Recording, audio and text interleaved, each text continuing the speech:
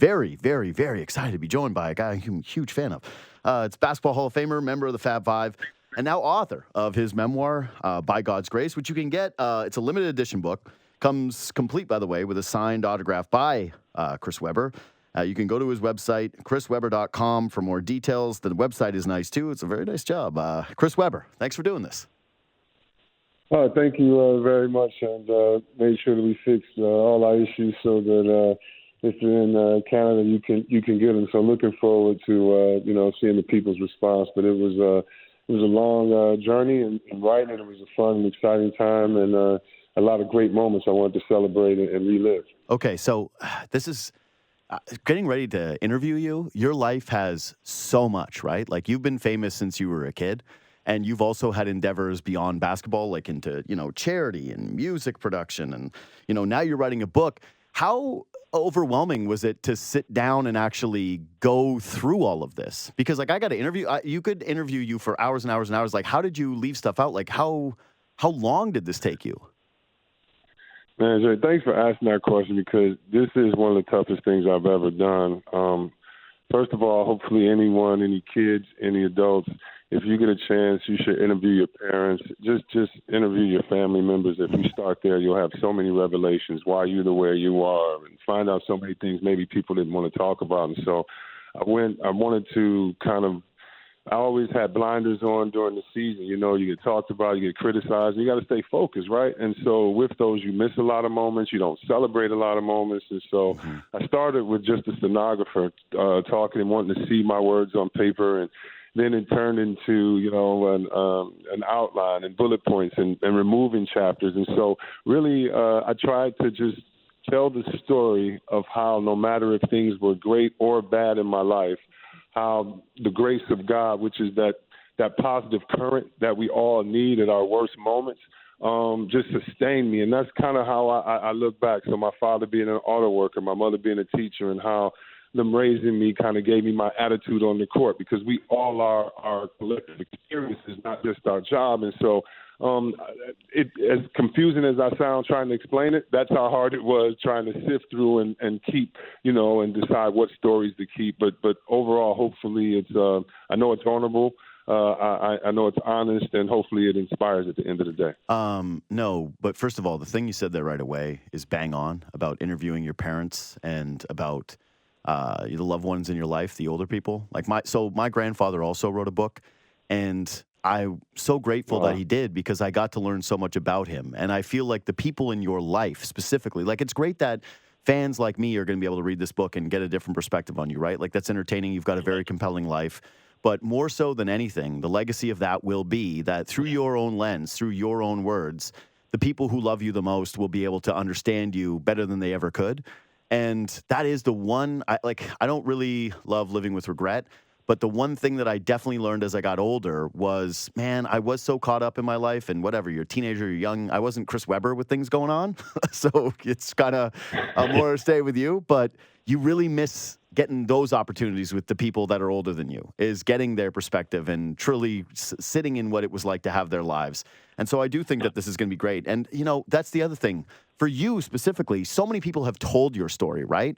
So many people have weighed in on what it's like to be Chris Webber, or what it was like, who was Chris Webber, and everything. Again, from when you were a teenager, how cathartic was it for you just to be able to say everything from your point of view? It was great. I think part of my personality has been kind of just to stay focused and not talk about things, because, you never really get a full conversation to be able to have context. The conversation has to keep moving. And so many of the things that I wanted to talk about, it would take a minute and sit down. And so you're right, it was cathartic. At times it was depressing, because what do you do? I had a couple of epiphanies writing this book, but, what do you do when, you forgive and forget? And again, this is not just basketball. This is for everyone. What do you do when you forgive and forget? And that's great. That's a process. But what happens when you remember again?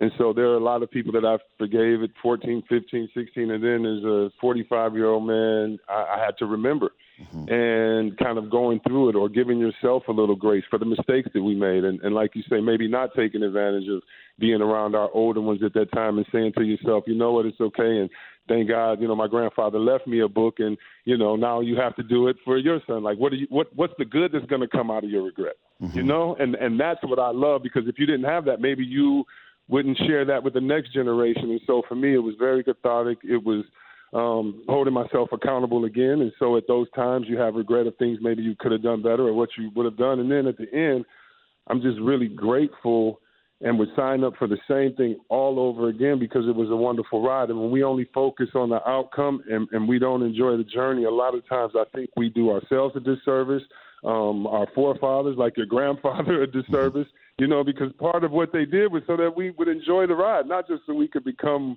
whatever job, we have, but so that we could enjoy the journey from children, family, friends, arts, worship, all those good things. So, yeah, I just really tried to take a whole look, and I just thank the people from my parents, grandparents, teachers that really poured into me. So I also have a mother who's a teacher, and I read that you journal, like that you've journaled throughout your life. I'm curious if that's something that your parents instilled in you, and how helpful that was when writing this book. So first, I'm happy for you, and I feel sorry for you. Yeah, well, I went to my mom's school, unlike you. I had to deal with that. Yeah. Yeah. So yeah, I had to deal with that too early on. Yeah. So much that my first name is Macy, and I would get in trouble, and my mom would call me Macy Chris, and that's how people started calling me Chris. So having a mom at your school is real. Yeah. But so many things that she's done to inspire me, and a lot of it was telling my own story, and a lot of it too was the fact of, when we're going through a lot of chaos, and you're going through a lot, I think sometimes just being still is waiting is an action. That's another epiphany I got in the book. Waiting is an action, because if you have to make yourself stay still just to be in that moment, then we should. And a lot of those times, I just kind of wrote down what happened or how I felt at the moment. And it's really great, because even when you go back years later, one, you're reminded of what you've gone through. Two, you know that you're not crazy, because you felt that way, and these things really did happen. Because over time we tend to maybe look at things differently, and we need a full account. So for me, I've always kept wanting this, at times, and it's been really cool looking back over the years. Yeah, but I find it especially interesting, though, going to write a book, because I'm guessing that even though you journal, you don't go back and are constantly looking through the journals. And like you said, some of it would be definitely, okay, I want to remember how I felt in a moment. And I want to go back to something, and I want that feeling of, okay, was my memory right? Because you're right, memory is very, very fallible, and we learn this over and over. Every study that's done on it, it's just, we know what it is. But was there something that you read back on now with your perspective and wisdom, where you looked back on your younger self as you were writing this book, and you felt like, actually, this is harder to face because I was wrong, or I was stubborn, or I missed something? Like, was that one of the more difficult challenges of writing this book and going through those journals? Yeah, so there are two times specifically, and when I talk about God's grace, I mean great parents, great friends, those, again, that pour into you. So my mother, being a teacher, and she loved sports, but she wasn't, obsessed with it. There were two times in my life in which, my whole life she's been wonderful, but two times in my life in which she had an impact, and I wouldn't think, a soccer mom teacher would have an impact. And that was in going to high school. I wanted to go to high school with Jaylen Rose. We were best friends at 12 years old, and we wanted to go to the same high school. We promised ourselves.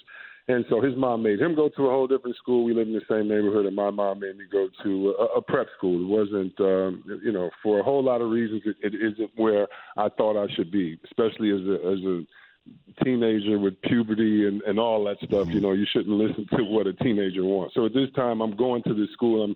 I'm not going there. The tuition at this high school was more than my parents made. I was intimidated by the situation, and I was told that I couldn't really chase my dream if I went to this school. And you're 14, 13, so you'll listen to anything anyone says. And so there was about a 2 or 3 year period where I really was upset at my mother for so-called keeping me away from my dream. And going to Country Day High School, the high school I did, was one of the best memories, one of the best decisions. I can't take credit for it, but that was in my life because I've made lifelong friends. The education was great in sports. We did wonderful as well. And also on the back end, it allowed Jay and I to keep that passion and end up being able to play at Michigan together. And I don't know if we would have played in high school together, would it have been such a thing to want to play together. And the second time, to be real quick, is when I was traded from Washington. I thought that was the worst moment in my career. I wrote that it was worse than a timeout at the time because of Sacramento. It was kind of basketball purgatory. And so I called my father, and I'm like, I'm not going. And, he gives me a bunch of man speech, which dad should do. But, I kind of already assumed, what he was going to say, and I called my mom. I'm like, the worst thing in the world has just happened. And she says, oh, it sounds like God just gave you an opportunity to do some great things. And I was so mad that she wasn't as mad as I was about getting traded. And when I look back at Sacramento, it was one of, the best moments. The people there were awesome. My time there was wonderful. And my career wouldn't be what it was without that. And so, so those couple of times I look back and I regret how I felt. But then again, it really just shows that, I was being watched over in a different way. And so more than the regret of it, I'm just really happy that undeserved I was able to get from so many people. Yeah. Hey, listen, as someone who's been to Sacramento, I could see that. I could see how you felt that way. I was like, I can understand that initial reaction, leaving the Capitol and going there. I will say this, though, is, you guys had such a likable team in Sacramento that I grew up a huge Seattle Supersonics fan. And even I rooted for you guys, I think that you guys were unequivocally everybody's second favorite team if you weren't their first favorite team. You know what I mean? The way that you guys played, the ball movement, the characters. I actually just had Bibby on the show about a week and a half ago, getting to talk to him, and it's just like the way that he still talks about Sacramento, the way that he's still connected to Sacramento because of those special memories from that team. It's like that it had a very, very lasting impact on a lot of different basketball fans, especially from that era. I want to actually come back to that in a bit, though, but I do want to say this, because, writing this memoir and going back and through those, those memories and the things that happened, how much of this was inspired by you by not being a part of the Fab Five documentary? Because you famously were not involved. And again, when I talked about you not being able to control your own story at times and you being someone who is fairly quiet with the media because there are so many layers and there are so many things to your story that it's like, yeah, man, what do you have? You're going to go over 7 hours on a podcast? You're not going to do any of this. You seem like more of a private person, but was part of seeing that documentary or feeling that there was stuff left out or things that you really wanted to say, did that help inspire actually going through this and getting the book done? Very honestly, great question. That was the impetus of the book.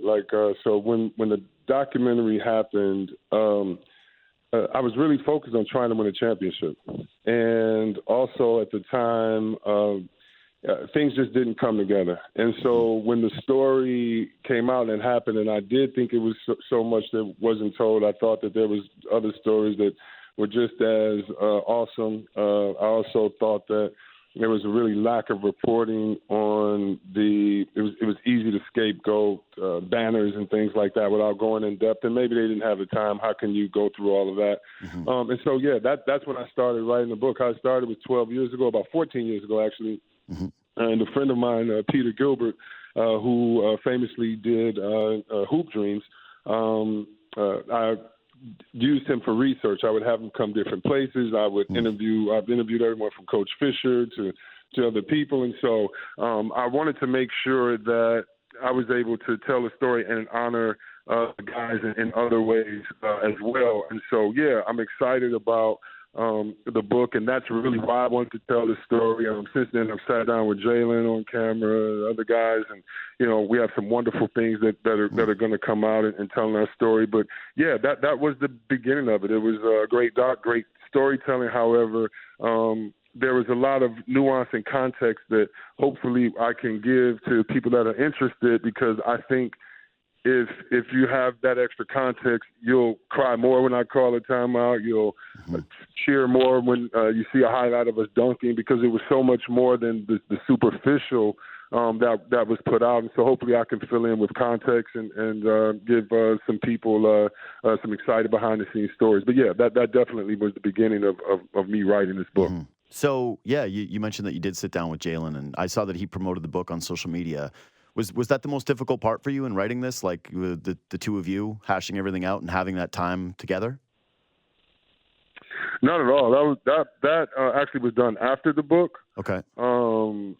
Jay and I sat down, and again, I think most people don't, think it starts with the Fab Five with us, but we've been best friends since 12 years old, and so we have a lot of history and context that really a lot of people couldn't understand, and so that was not hard. That was not hard at all. I don't think for either one of us. The final moment of us getting together, but these stories that I tell, again, these are kind of my stories, my time with the Fab Five, me growing up, and so we definitely had some fun reminiscing, and we're more so excited about what Jay and I have coming up in weeks, months, years ahead. We're just excited to, again, to be, for anyone out there, forgiveness is a gift you need to give to yourself, and we don't want to waste time with relations, with regrets and anger. Even if you're 100% right, it really isn't worth it. And so that communication is the key. And this has been a great part of the journey to regain a friendship, at the same time while I was completing the book. So it was wonderful. To tell you the truth, it was wonderful getting back with a friend, and hopefully people can be inspired out there and go do what they need to do to repair relationships in their life. No, I think that's incredible, and honestly, that might end up being, a part of your legacy.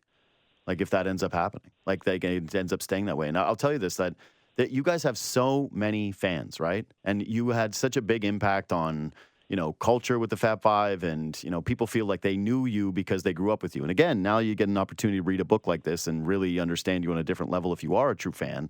But I think that actually brings a lot of people happiness and joy that the two of you have found a way to reconcile and get to that space, and then, would very much look forward to the types of content or the things that the two of you want to venture out together. Because, yeah, it's very clear that, both of you guys are, not just accomplished, but really ambitious people who, you're going to be linked together forever. And so to have that in a positive way moving forward, I think that's very exciting for people to hear, truly. Yeah, I mean, just because I beat him in video games all the time and things like that shouldn't cause any strife or nothing. No, I hope he hears that and he'll get upset.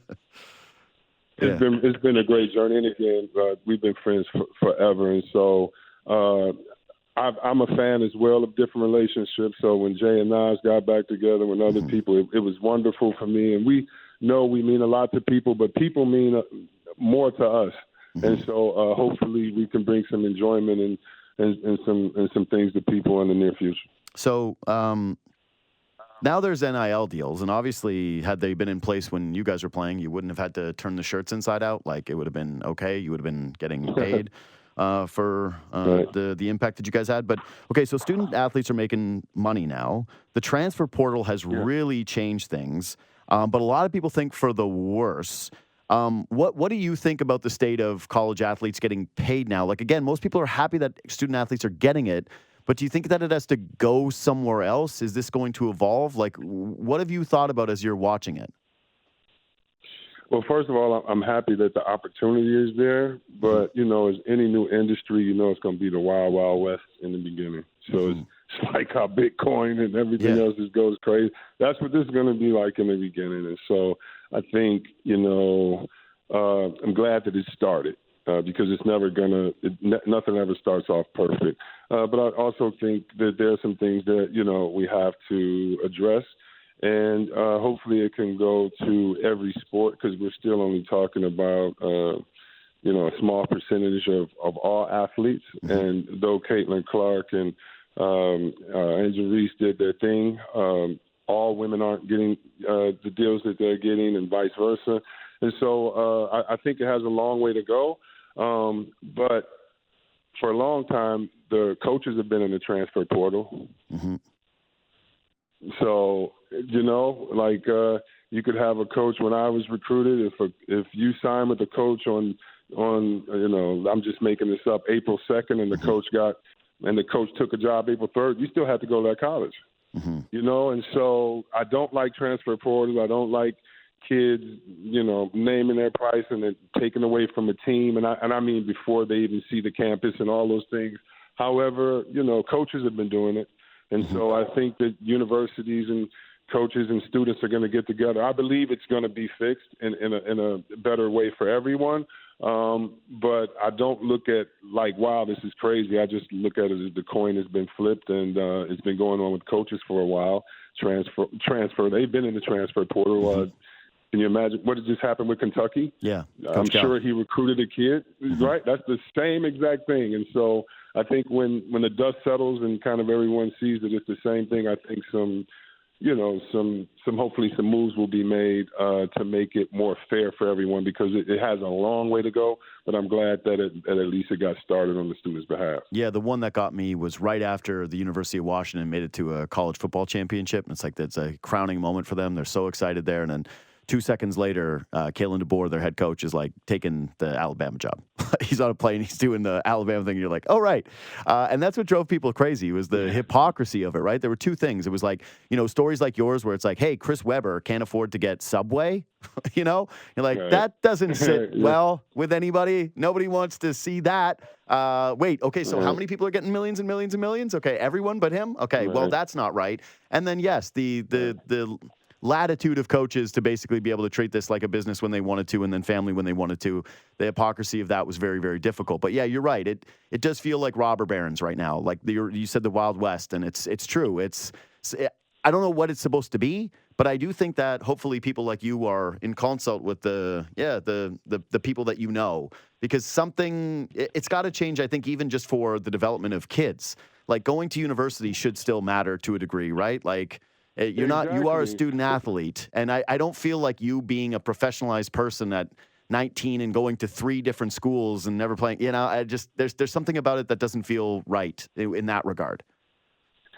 Yeah, and, it's funny you said, hopefully we have input, but we don't. If you look at all the boards and NCAA and what they're doing, it's a lot of people that did not play and that don't have these things in mind, because I agree, whether you go to college 1 year or 4 years, that experience, because that experience, just as being a young adult, you need that, and so from the education on, and there can be a balance, but I think you need honest brokers who have been there before and that can hold people accountable instead of who's on the other board that is going to give you a yes all the time. And so hopefully that's what I mean about the conversations, but it's going to have to get a little wilder before, everyone kind of calls for accountability, and then hopefully we'll be brought in and be able to speak upon behalf of those. I mean, there's no way that Spencer Haywood, who was the first athlete to go to the Supreme Court to fight for players coming out early, shouldn't be in those conversations. What made him decide on that? And other players that have been in it. So hopefully,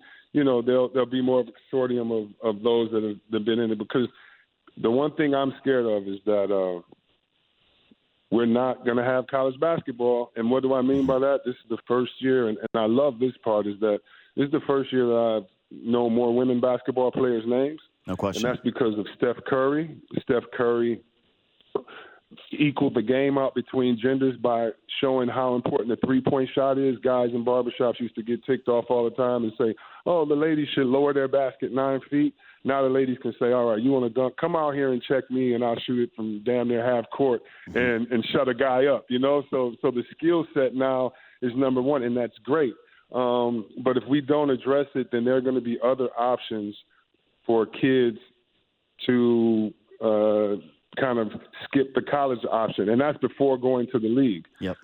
So I really hope that we save that, because all the tradition in college, the great competition in college, we need to save. But if it's not addressed holistically, with heart, character, and passion. And just from a business model, we're definitely going to lose because the business model other places are better if you don't use the context of the college campus. Well, that's it. I know, you would say this probably to anybody. It's like, it wasn't just the playing the basketball, like you being at Michigan, right? That college experience, being on the campus, being able to be a college student.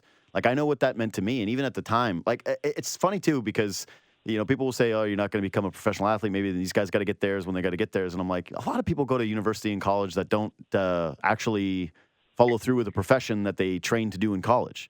But then when you get older, you start to realize, like, damn, that was so impactful in terms of who I am and, like my core personality, my core friends, all these different things. And I genuinely don't want student athletes to lose that.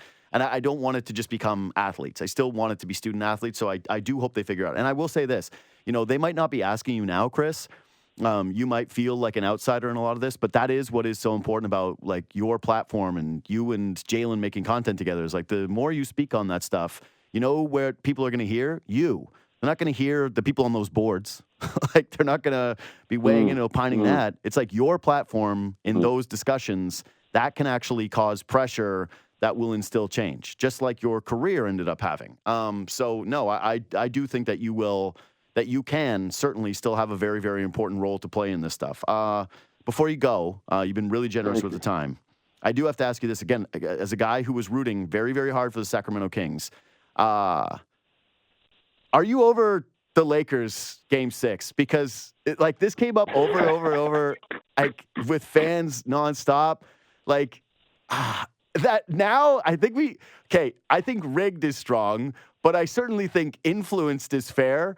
And when something's out of your control, that sometimes can feel like the hardest thing to give up. So yeah, what are your feelings today about Game 6 against the Lakers?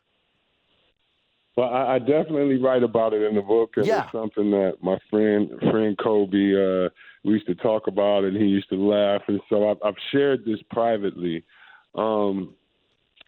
We were cheated, period. It's the only time in my life I've ever felt cheated. If you look at the fourth quarter, the fouls, the offensive fouls specifically, the dominance we had that game, the elbow to Bibby's face, and Bibby's bleeding face gets called for a foul against Kobe's elbow. Yeah.